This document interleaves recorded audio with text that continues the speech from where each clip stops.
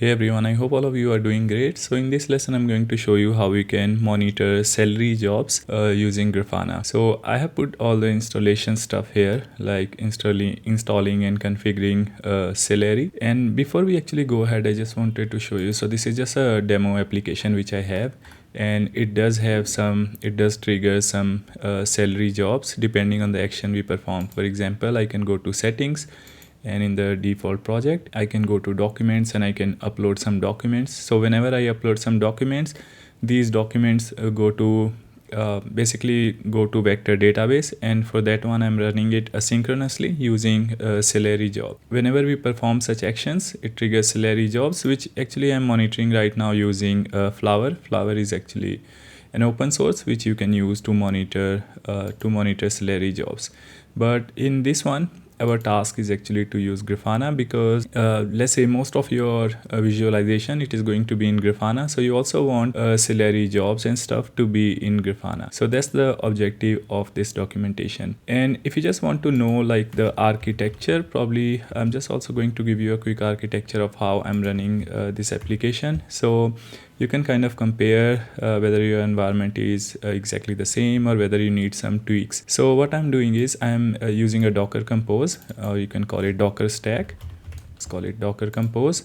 And on this Docker Compose, I'm running all the important stuff. Okay, so for example, Celery workers and beats is running here, and also my website, which is actually Django based application. This is also running in the container itself. So we have Django container, and we do also have PostgreSQL and Redis. Okay, so all are running in Docker containers. Redis for caching, and it is also working as a broker, because if you are using Celery, you also need some sort of broker.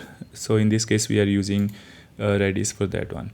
Okay, so this is how it is. And now what we are going to do is, our objective is to monitor Celery.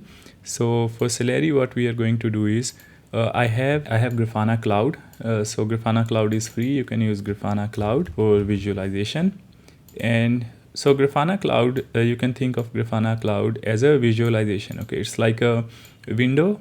So you can see outside of window, but it doesn't really store anything. Okay, so in order to store, we will also need Prometheus. So Prometheus, Grafana Cloud also provides Prometheus and other like Loki storage and all. So we are going to use Prometheus. Now all of these are actually already part of Grafana Cloud. You don't really need to install or set up anything. Just go to Grafana Cloud, sign up. They're going to give you details of all of these. You can think of this is how it is connected. Okay, so now if you see, there is no connection between this one and this one. Okay, both of these are running independent. So we will need some sort of a scraper which is going to scrape this Celery matrix and going to send to Grafana Cloud. So for that one, we are going to use exporter, and the exporter which we are going to use is called this Prometheus exporter Celery. So this is the exporter which we are going to use. You can think of it like an agent which is going to run continuously and going to scrape the data. So here you can think of it like on the same machine we are going to also run. It is not going to be like part of a Docker container. Probably I'm just going to put here. So we are going to run Celery exporter. It is similar to like, you know, how you call other Prometheus exporters. So we have like node exporter for monitoring server services. We have DB exporter. So similarly we have Celery exporter for monitoring or scraping Celery related stuff. So after Celery exporter, I'm also going to use Grafana Alloy. So Grafana Alloy is Grafana agent, which basically it's like a unified agent where you can send any kind of data, and then you can ask Grafana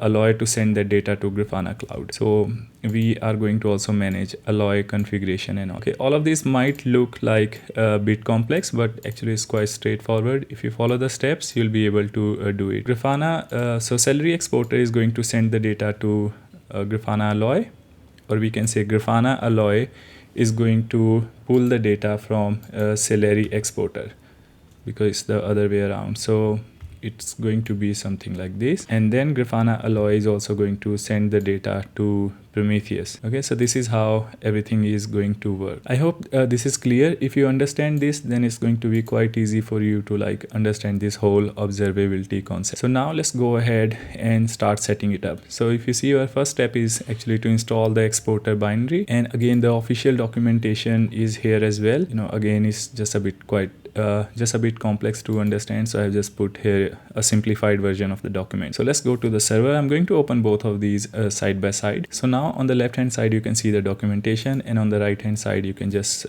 see the server which I'm logged into.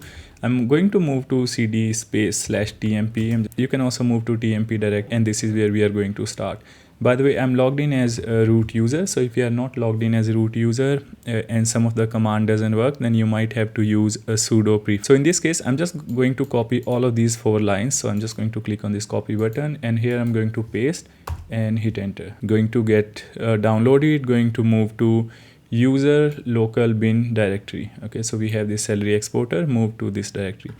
And then we will need to set up a systemd service. So we are going to create this file.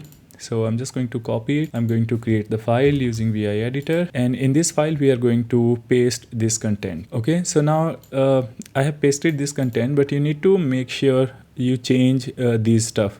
So for example, whatever the Redis URL is, make sure you change it to that Redis URL. There is a, by the way, this typo here. So yeah, you need to use something like this, Redis, and then since Redis is running here on Docker container, and I'm also exposing port 6389. 6379 by the way is the default port, so always make sure you change the default port to some different port to avoid like DDoS attacks and stuff like that. Okay, so that's all, and then we can just go ahead and save it. After you save it, you can do a daemon reload, you can enable Celery exporter, and you can start Celery exporter. So you can just copy all of these commands and you can just run it, and after that you are going to see the status. So if I think I have Celery exporter already running here, so I'm just going to go ahead and check the status.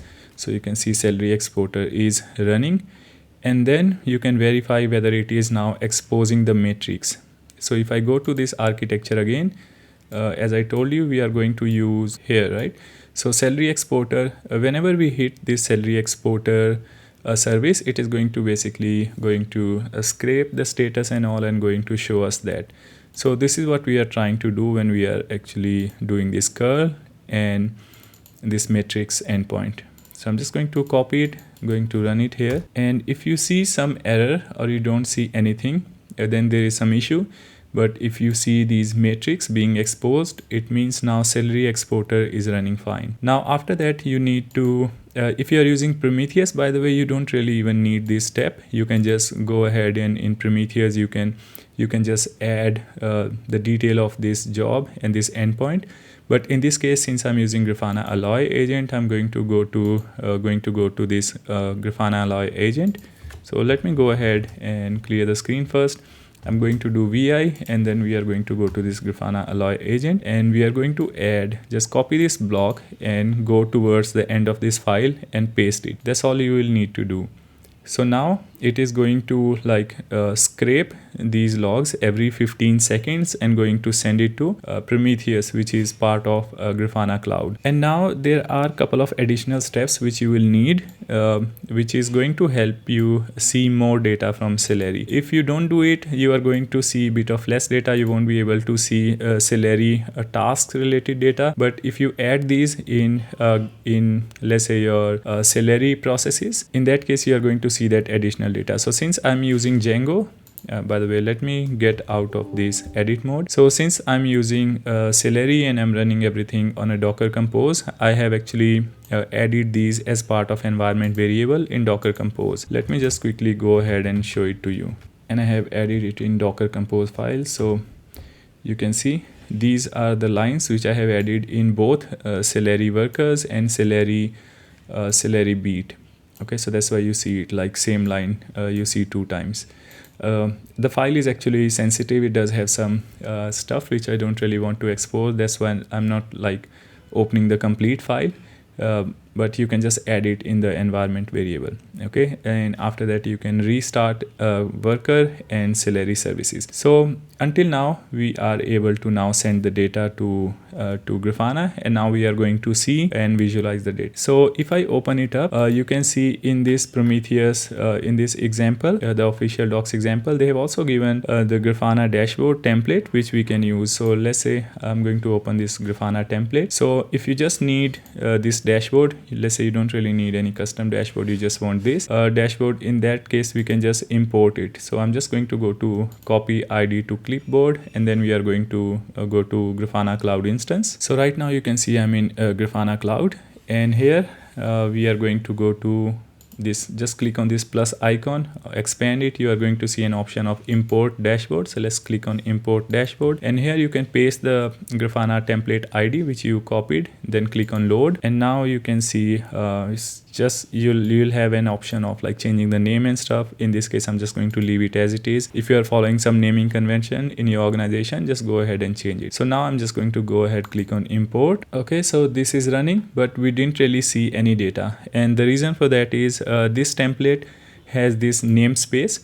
So I think it is supposed to be probably running in a Kubernetes environment. That's why it has namespace and stuff. So what we can do is we can just go to we can click on edit, and then we can click on settings. We can go to variable. I'm just going to remove this namespace. So I'm going to remove this variable called namespace, and if you see, this namespace variable is also being used in this job variable, queue variable, and this task variable. So I'm also going to go to all of these variables like job variable, and I'm going to remove this namespace filters. Just click on cross, go back to dashboard, or you can just click on variables and then move to queue name. Here also I'm going to remove this namespace variable. You can probably also remove this name if you don't need it. Let's see, we are going to first get rid of namespace variables. So there is still this namespace variable in the task.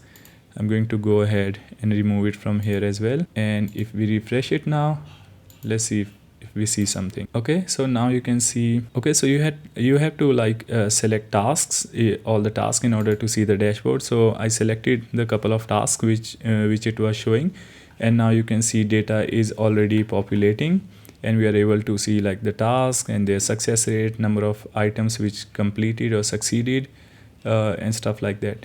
So what I'm gonna do is I'm going to go to the application. I'm going to just upload something. I have this CV. I'm just going to click on open, going to save it. So once we save it, it's also going to run some Celery tasks. So we should be able to see it here, like the count should increase. I'm going to change this refresh to every 5 seconds. So it's just going to it's going to refresh every 5 seconds automatically. We don't have to like click on refresh every time. Okay, so you can see there is a task which is related to a document upload, and then scraping those document, uploading it on a vector DB which is called ingest file. So that task has executed when we uploaded the document, and we are able to see the status of this, and the task has succeeded. So we are able to see those details.